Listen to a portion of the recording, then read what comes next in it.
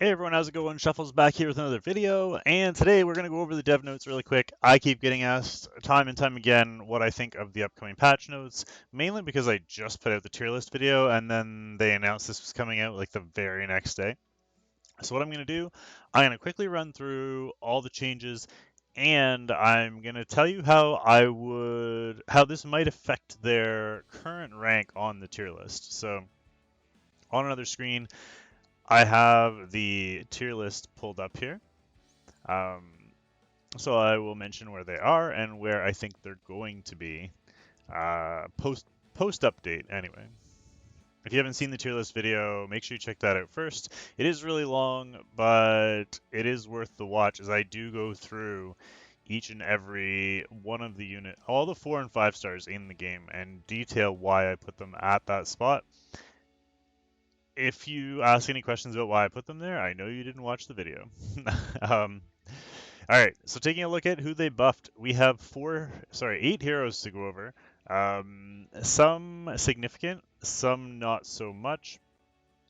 We will start right at the top because I do want this video to be quick, so we're going to try and rip through this. ML Era.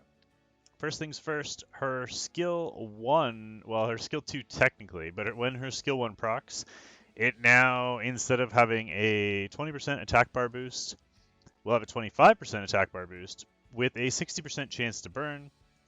And her skill 3 is going to have a heal block and gain 3 souls instead of 2 when you do it.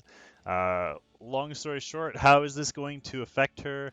Currently on the tier list, I have her at S rank. I think she stays at the same spot. I don't think this makes her all that much better. If you're using her in very specific niche situations against like a Rowana or something, maybe it'll help you, but there aren't a lot of heals in the game that don't also cleanse. So it doesn't really, heal block isn't huge unless you're going against lifesteal or something like that. But with resistance being so high and with so many cleanses, I really don't see this helping too much. The CR boost on the skill 2 is really nice, but it's only 5%. Maybe against units like a DN who can only cleanse 1 buff, that extra burn would be helpful, or the extra heal block would be helpful. But if they bring you a full cleanse like a Ray or a DJ Basar or even a Destina or Katie's, this doesn't change a thing. The only units it changes things against are units like DN who only cleanse 1 buff, only cleanse 1 debuff. So I would leave her the same, and that's really all there is to say about ML Era. I still think she's very good. People underestimate her. She's great in control comps. I just don't think this changes it all that much. Moving on to the next one, we have Water Kizer. Water Kizer is another unit that I think is really good. I only had her at A rank on the tier list previously. I think this might have to move her up to S rank. This is a nice buff. I thought she was already good and useful in RTA and Guild War. But I think this just kind of pushes her up that next level into the level where you should build her if you have her.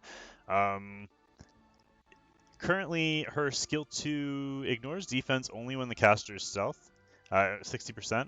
That's now going to be... She still ignores 60% when she's stealth, but when she's not stealth, she'll now ignore 30% as well. So that's kind of a nice buff.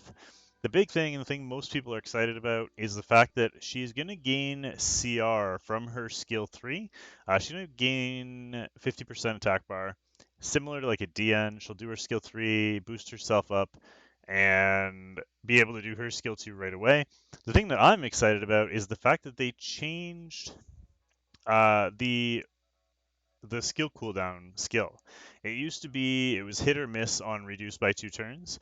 Now it reduces by 1 turn twice, which I think is more significant than people think it is.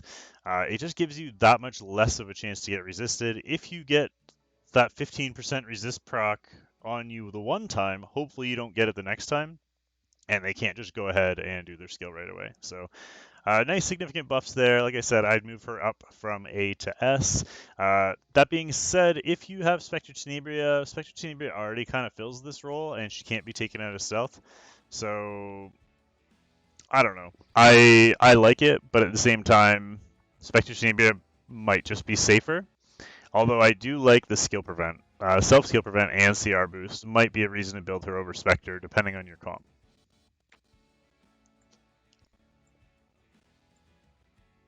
Moving on to the next one, we have Ravi. I'm gonna bring this music down because I don't know how you guys can hear it, but it's really distracting to me. It's like cutting in and out for some reason. Anyway, Ravi now has a skill 1 stun, and her passive still gives her the attack buff every time she attacks or is attacked, but also now gives her effectiveness. I think this is going to be crazy underrated. I know people are looking at this and be like, oh, Ravi sucks.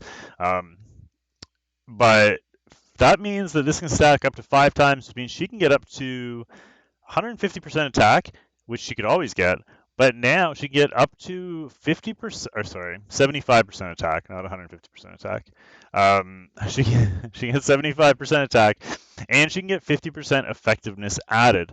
When you're doing that with a stun, if you have any effectiveness at all, you may be able to land that clutch stun at the end of a fight. She's already scary because um, she can potentially solo fights at the end of fights with her skill 3, and she's got the stun and plus the stacked attack. Now being able to land clutch S1 stuns, even though it's only 35%, how many times have you been stunned by a maid Chloe and been like, damn, that lost me the fight? This is the same thing, except it's by a bruiser, which is really scary. I think she's going to be really good. I have 6 starters since these patch notes came out. Wait, hold on. One more thing. Currently, I have her at S rank. Yeah, you could say this brings her up to double S rank. I think this boosts her up a rank. Uh, that's quite significant. I think you're going to see her a lot in RTA. I still don't think enough people are going to build her because they got a lot of their projects on the go, but I think she's worth if you do decide to build her. Speaking of fire bruisers, we have Ken, and another unit that started this in S rank and is going to move up to double S as well. The fire double S ranks are going to be crowded next month or next quarter. Uh, Basically, what they did is the skill 1, instead of being 35% chance to defense break, is now 50%. The skill 2, instead of being 75, is now 100%. So with the first 2 skills, just having you're now a reliable defense breaker, that's fantastic. Um, that was part of his problem. If he didn't try and land his defense break, you were kind of screwed. And then they changed his skill 3 a little bit. They reduced the cooldown and reduced the requirements to do his skill 3. It's not going to be as crazy, I guess, as it was before, but it is going to be easier to use it. So in most situations, that will be a buff as well. And it's kind of nice. I think he could get some play. I don't think you build both Ken and Ravi, but I think you build one, depending on what you're looking for, and they could both be really, really good for you. So a couple of nice buffs there for Fire Bruisers. Something to help counter Alencia anyway, which is nice. Then we move on to the 4 stars. We have Shadow Rose. This was kind of a surprising one for me. I'm surprised they buffed her. I don't think that I don't know how to word this, but she didn't necessarily need it, but it's not bad that they gave it to her. I think she needed. It's nice that she got something, because she kind of started getting ignored after falling behind in the meta. She used to be super meta, and everybody wanted her, and then she kind of disappeared. But the buffs are weird. I don't get what they think this is going to change. The skill cooldown reduction is for Soulburn because it used to be damage dealt on Soulburn for her skill 3, which was terrible. It was not a damage dealing skill, so who cared if you burned into it? It was basically a wasted skill that was what you burned into. And so they did change that, which is good. And it's interesting they changed it to her skill 2, which is the strip and stun. And then they also added effectiveness to her skill 3. So when she does her skill 3, which is her boost and CR reduction, she also boosts her own effectiveness. And this is automatically going to be greater damage than it was before. So it'll be the burnt damage that you would have gotten, but you get that every turn. So she still won't do great damage, but whatever. She does her skill, which was already really strong, and then she has the CR boost and decrease of the enemy, and then effectiveness buffs herself into her skill 2 that strips and defense breaks. And if you burn into it, which you should be able to by then, you can reduce the cooldown by 2, which could be really nice. This is interesting. I feel like you could use her in like a bruiser setup. I kind of like it, but it's a strange set of buffs for her either way. You might be able to see her a little bit in RTA. She could be a fun unit to bring in there as damage reduction to help cycle turns for your team and strip and defense break and do a whole bunch of stuff. I kind of like it. I was already debating building her for RTA. This might be enough to push me over the edge. Currently on the tier list, she's A rank. I think this buffs her up to S rank. It kind of puts her in that next level. I think it's enough. Just the fact that they gave her something with her skill, with her burn, I think makes her viable now in RTA. I don't know if you'd use her anywhere else other than like raid or something, but I kind of like it. Kitty Clarissa. This is another one. The burn was ridiculous. It was damage dealt on the skill 2, but nobody built their Kitty Clarissa for damage, so the soul burn was wasted.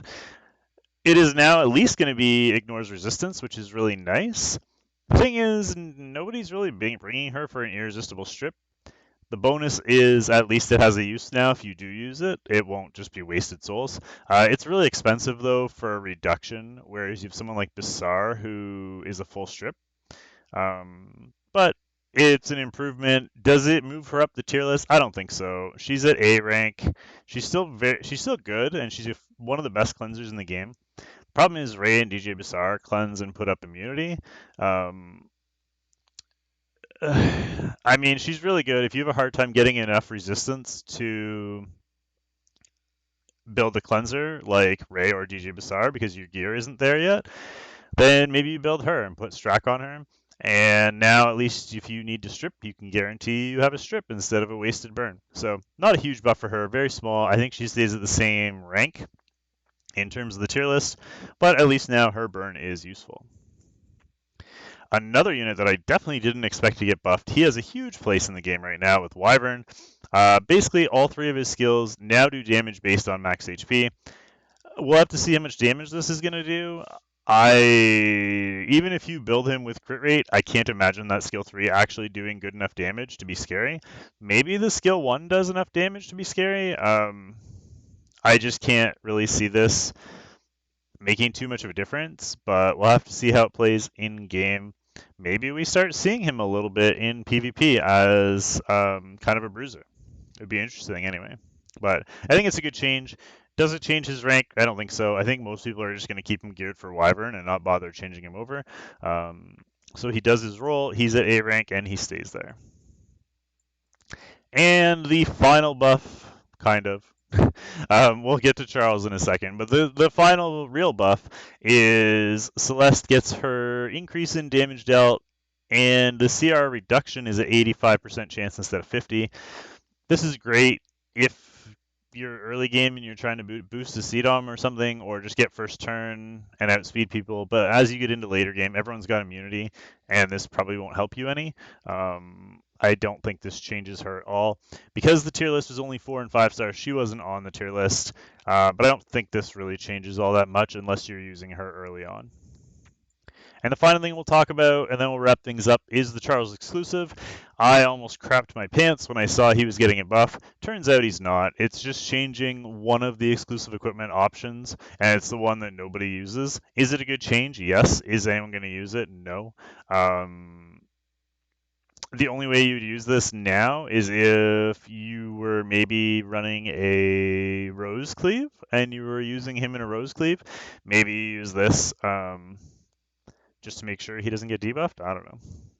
A little bit strange, but realistically, if you got debuffed, you had to get stripped first anyway, and if you're running a Rose Cleave, that's not happening. So I don't think this will ever get used, and I don't think it changes a thing. So he will stay at double S. Definitely not moving. Doesn't make him better, doesn't make him worse. He'll still be just as annoying as he's always been. Anyway, that's going to be it for today's notes. I hope this helped you guys out and answered a lot of your questions. And if you ask me in stream what I think about the buffs, I'm going to direct you to this video. So don't forget to like, comment, and subscribe. We're getting really close to 3K subscribers. I really would like to get there sometime soon. Don't forget to hit that subscribe button. It means a lot to me. And we will see you all next time. Bye for now, guys. Thanks for watching.